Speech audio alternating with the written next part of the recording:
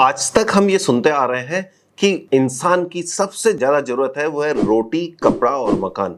जी हाँ, ये तीन चीज की सबसे बेसिक नीड है। लेकिन आज के जमाने में जैसे जैसे टाइम चेंज हुआ है, बेसिक नीड इंप्रूव हो गई है और उसके साथ साथ रोटी, कपड़ा, मकान के साथ साथ TTM, travel, telecom and power. जी हाँ, ट्रेवल, टेलीकॉम जिसमें 3G, 4G, 5G and power यानी कि बिजली जो आपके घर में ऑफिस में आती है, इन तीनों की जरूरत है। क्योंकि इंसान चाहे कुछ भी कर रहा हो, उसको ट्रेवल तो करना ही होगा, चाहे ऑफिस जाना हो, घर जाना हो, मार्केट जाना हो या कोई काम से जाना हो।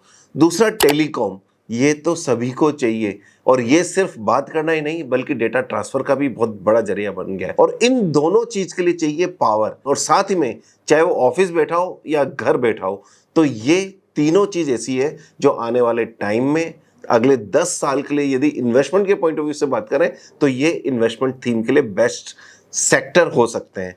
अब हम बात करते हैं कि रिसेंटली क्या डेवलपमेंट हुआ। आपको मालूम है या नहीं मालूम है, सन 2018 मिड 18 से लेके अभी तक एक ऐसी कंपनी है जिसे वॉरेन बफेट ने हर क्वार्टर में बाई किया है। वो किससे रिलेटेड कंपनी है? कंपनी का नाम है सेवरन कॉर्पोरेशन। जी हाँ, सेवरन कॉर्पोरेशन। और ये पिछले 23 क्वार्टर से इस कंपनी को बाई कर रहे हैं। ये multinational, American multinational energy company है जो ऑयल और गैस में और बिजली में काम करती है। दूसरी बात, सन 2022 से हर क्वार्टर या हेवी बाइंग कर रहे हैं वॉरेन बफेट साहब। किसको? Occidental petro. तो ऑक्सीडेंटल पेट्रो की 29% होल्डिंग वॉरेन बफेट की बर्कशायर हैथवे में पड़ी है। और एक बात ध्यान रखिए, 5 जून से 17 जून रिसेंटली उसने 7.3 मिलियन शेयर्स बाई किए हैं इस कंपनी में। बफेट के पास अभी तक 255 मिलियन शेयर ऑक्सीडेंटल पेट्रो के हो गए। तो ये भी ये बता रहा है कि वॉरेन बफेट को भी ये थीम कंपैरेटिवली अच्छी लग रही है। अब इस थीम में बात क्या करें, ये एनर्जी और पावर सेक्टर की बात कर रहा हूं मैं।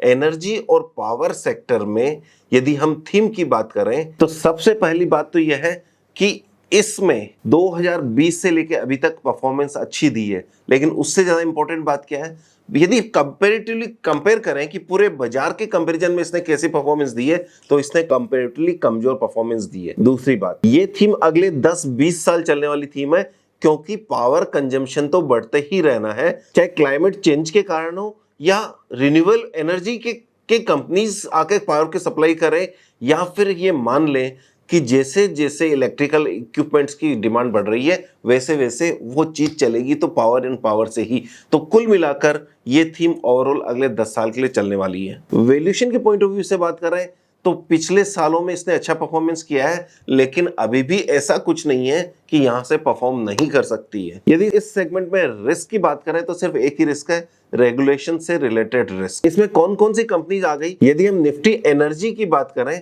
तो निफ्टी एनर्जी इंडेक्स में रिलायंस इंडस्ट्रीज जो 20 लाख करोड़ का मार्केट कैपिटलेशन लेकर बैठा है, एनटीपीसी 3,50,000 का market capitalisation, ONGC 3,40,000, Power Grid 3 lakh, और Coal India 2,95,000, Adani Green 2,80,000, Indian Oil Corporation 2,35,000, Tata Power 1,40,000 और अडानी एनर्जी 1,12,000 और बीपीसीएल 65,000 करोड़ का मार्केट कैपिटलेशन लेके बैठा है। तो इस थीम में सबसे हेवी वेट है रिलायंस जो 30% से ज्यादा वेट रख रहा है। तो ये सारे स्टॉक्स वो हो गए जो इस थीम में काम करेंगे। तो आपको क्या लगता है कि ये थीम आपको भी अच्छी लग रही है? मैं तो इसमें बुलिश हूं। आपकी ओपिनियन क्या है जरूर बताइएगा। क्या आप चाहते हैं कि हमारी टीम आपके म्यूचुअल फंड पोर्टफोलियो को मैनेज करे और इस तरह से टैक्टिकल कॉल देकर उसको टाइम टाइम पर रीबैलेंस करें? तो आप हमारी टीम को कनेक्ट कर सकते हैं, जिसका लिंक डिस्क्रिप्शन में है। मिलते हैं किसी और वीडियो में, तब तक के लिए all the best and happy investing. Thank you very much.